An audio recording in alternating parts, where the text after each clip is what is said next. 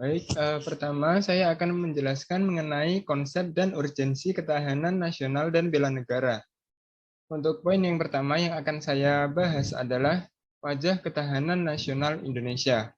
Menurut salah seorang ahli ketahanan nasional Indonesia, GPH S. Surya Mataraman, definisi ketahanan nasional mungkin berbeda-beda karena penyusunan definisi melihatnya dari sudut yang berbeda pula. Menurutnya, ketahanan nasional memiliki lebih dari satu wajah. Dengan perkataan lain, ketahanan nasional berwajah ganda, yakni ketahanan nasional sebagai konsepsi, ketahanan nasional sebagai kondisi, dan ketahanan nasional sebagai strategi. Nah, berdasarkan pendapat di atas, terdapat 3 pengertian ketahanan nasional atau disebut sebagai wajah ketahanan nasional, yakni yang pertama, ketahanan nasional sebagai konsepsi atau doktrin, yang kedua, ketahanan nasional sebagai kondisi, dan yang ketiga adalah ketahanan nasional sebagai strategi, cara, atau pendekatan. Untuk dapat memahami ketahanan nasional sebagai suatu konsepsi, pengertian pertama perlu diingat bahwa ketahanan nasional adalah suatu konsepsi khas bangsa Indonesia yang digunakan untuk dapat menanggulangi segala bentuk dan macam ancaman yang ada. Konsepsi ini dibuat dengan menggunakan ajaran Astagatra. Oleh karena itu, konsepsi ini dapat dinamakan ketahanan nasional Indonesia berlandaskan pada ajaran Astagatra. Atau dengan kata lain, ketahanan nasional sebagai konsepsi adalah konsep bangsa Indonesia sebagai pedoman pengaturan penyelenggaraan bernegara dengan berlandaskan pada ajaran Astagatra. Untuk ketahanan nasional sebagai kondisi, pengertian kedua, sebagai ilustrasi apabila kita mengatakan bahwa ketahanan nasional Indonesia pada masa kini lebih tinggi tingkatannya dibandingkan tahun lalu. Kondisi Indonesia tersebut diukur dengan menggunakan konsepsi ketahanan nasional Indonesia, yakni ajaran Astagatra. Ketahanan nasional dirumuskan sebagai kondisi yang dinamis, sebab kondisi itu memang senantiasa berubah dalam arti dapat meningkat atau menurun. Jadi kondisi itu tidak bersifat statis. Nah, untuk ketahanan nasional sebagai strategi, pengertian ketiga, berkaitan dengan pertanyaan tentang apa sebab dan bagaimana Indonesia bisa survive atau bertahan walaupun menghadapi banyak ancaman dan bahaya. Jawaban sederhana adalah karena bangsa Indonesia menggunakan strategi ketahanan nasional. Jadi dalam pengertian ketiga ini, ketahanan nasional dipandang sebagai cara atau pendekatan dengan menggunakan ajaran Astagatra, yang berarti mengikut sertakan segala aspek alamiah dan sosial guna diperhitungkan dalam menanggulangi ancaman yang ada. Yang kedua adalah dimensi dan ketahanan nasional berlapis. Ketahanan nasional berdimensi. Dalam skala nasional dan sebagai konsepsi kenegaraan, ada istilah ketahanan nasional.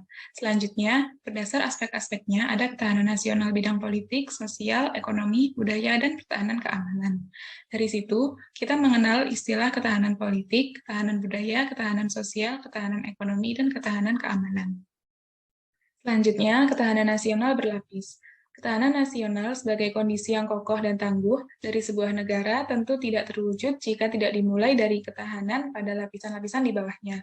Terwujudnya ketahanan pada tingkat nasional atau ketahanan nasional bermula dari adanya ketahanan diri atau individu, berlanjut pada ketahanan keluarga, ketahanan wilayah, ketahanan regional, lalu puncak pada ketahanan nasional. Yang ketiga, yaitu bela negara sebagai upaya mewujudkan ketahanan nasional. Berdasarkan pasal 27 ayat 3 UUD NRI 1945, dapat disimpulkan bahwa usaha pembelaan negara merupakan hak dan kewajiban setiap negara Indonesia. Hal ini berkonsekuensi bahwa setiap warga negara berhak dan wajib untuk turut serta dalam menentukan kebijakan tentang pembelaan negara melalui lembaga-lembaga perwakilan sesuai dengan UUD 1945 dan perundang-undangan yang berlaku, termasuk pula aktivitas bela negara. Bela negara ini dibagi menjadi dua, yaitu bela negara secara fisik dan non-fisik. Untuk bela negara secara fisik, yaitu dengan cara memanggul senjata menghadapi serangan atau agresi musuh. Bela negara secara fisik ini dilakukan untuk menghadapi ancaman dari luar. Pengertian ini dapat disamakan dengan bela negara dalam arti militer. Selanjutnya, untuk bela negara secara non-fisik ini merupakan segala upaya untuk mempertahankan negara kesatuan Republik Indonesia dengan cara meningkatkan kesadaran berbangsa dan bernegara, menanamkan kecintaan terhadap tanah air, serta berperan aktif dalam memajukan bangsa dan negara, termasuk penanggulangan ancaman. Bela negara demikian dapat dipersamakan dengan bela negara secara non-militer.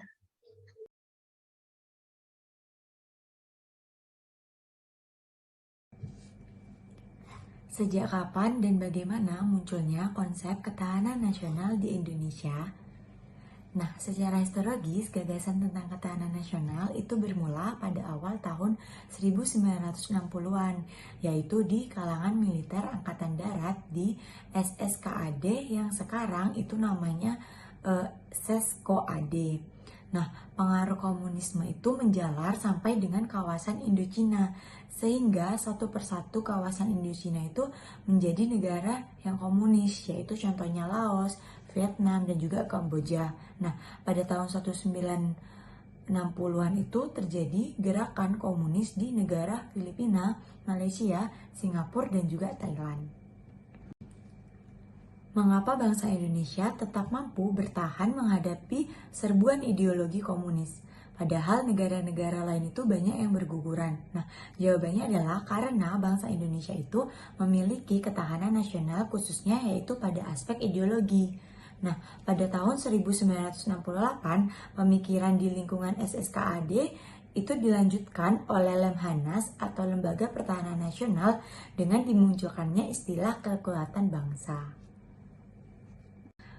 Pada tahun 1969, istilah ketahanan nasional yang intinya adalah keuletan dan daya tahan suatu bangsa untuk menghadapi segala ancaman. Kesadaran akan spektrum ancaman ini diperluas pada tahun 1972 menjadi ancaman, tantangan, hambatan, dan juga gangguan atau ATHG. Pada tahun 1972 muncul konsepsi ketahanan nasional yang telah diperbarui. Sedangkan pada tahun 1973 secara resmi, konsep ketahanan nasional dimasukkan ke dalam GBHN yakni TAP MPR nomor 4 garis miring MPR garis miring 1978. Jika konsepsi 1968 dan 1969 mengenal Ipolexom atau ideologi politik, ekonomi, sosial, dan militer itu sebagai Pancagatra, sedangkan konsepsi pada tahun 1972 itu memperluas dengan ketahanan nasional berdasarkan asas Astagatra atau 8 gatra. Rumusan ketahanan nasional itu masuk dalam GBHN sebagai hasil ketetapan MPR yakni dimulai pada GBHN 1973, GBHN 1978, GBHN 1983, GBHN 1988. Rumusan ketahanan nasional tidak ada lagi dalam dokumen kenegaraan oleh karena GBHN tidak lagi digunakan. Apakah dengan demikian konsepsi ketahanan nasional tidak lagi relevan untuk masa sekarang? Ketahanan nasional sebagai kondisi dinamik bangsa yang ulet dan tangguh dalam menghadapi berbagai ancaman. Maka konsepsi ini tetap relevan untuk dijadikan kajian ilmiah. Di era modern, semakin luas ancaman yang sifatnya itu non-fisik dan juga non-militer, lebih banyak dan mempengaruhi kondisi ketahanan nasional. Ketahanan nasional tetap relevan sebagai kekuatan penangkalan dalam suasana sekarang maupun nanti. Karena ancaman setelah berakhirnya Perang Dingin itu lebih banyak bergeser ke arah yang non-fisik, yaitu budaya dan juga kebangsaan. Konsep ketahanan itu tidak hanya ketahanan nasional saja, tetapi sebagai konsep yang berlapis. Nah, konsep berlapis itu adalah ketahanan individu, ketahanan keluarga, ketahanan negara, ketahanan regional, dan juga ketahanan nasional. Tinggi rendahnya ketahanan nasional itu dipengaruhi oleh unsur-unsur ketahanan nasional itu sendiri. Nah, unsur tersebut dalam pemikiran Indonesia dikenal dengan Astagatra yang berarti 8 unsur.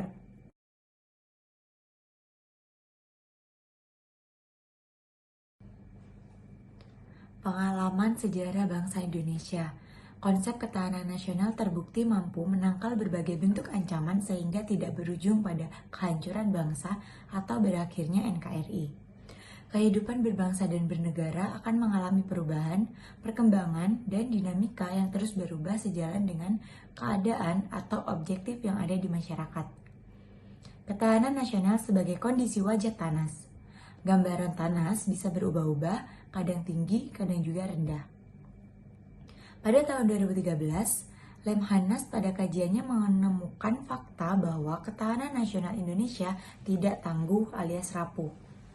Kesimpulan itu diambil berdasarkan pengkajian pengukuran ketahanan nasional dari 33 provinsi yang ada di Indonesia. Ada 8 gatra yang mengkaji ukuran ketahanan nasional. Di antaranya yaitu yang pertama adalah geografi, demografi, ideologi, politik, ekonomi, sosial, kebudayaan, dan yang terakhir adalah pertahanan dan keamanan atau HANKAM.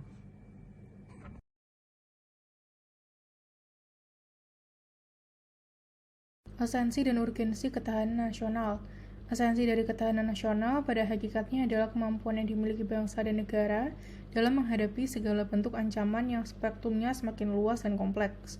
Hal yang menjadikan ketahanan nasional sebagai konsepsi khas bangsa Indonesia adalah pemikiran tentang 8 unsur kekuatan bangsa yang dinamakan dengan Astragatra, bahwa kekuatan nasional Indonesia dipengaruhi oleh 8 unsur, terdiri dari 3 unsur alamiah, Trigatra, dan 5 unsur sosial, atau Pancagatra. 3 aspek kehidupan alamiah atau Trigatra terdiri dari gatra letak dan kedudukan geografi, gatra keadaan dan kekayaan alam, serta gatra keadaan dan kemampuan penduduk. Gatra letak dan kedudukan geografi menentukan kekuatan nasional negara, meliputi bentuk wilayah negara, dapat berupa negara pantai, negara kepulauan, atau negara kontinental. Gatra keadaan dan kekayaan alam. Sumber kekayaan alam dalam suatu wilayah, baik kualitas maupun kuantitasnya, itu sangat diperlukan bagi kehidupan nasional. Oleh karena itu, keberadaannya perlu dijaga dan dilestarikan.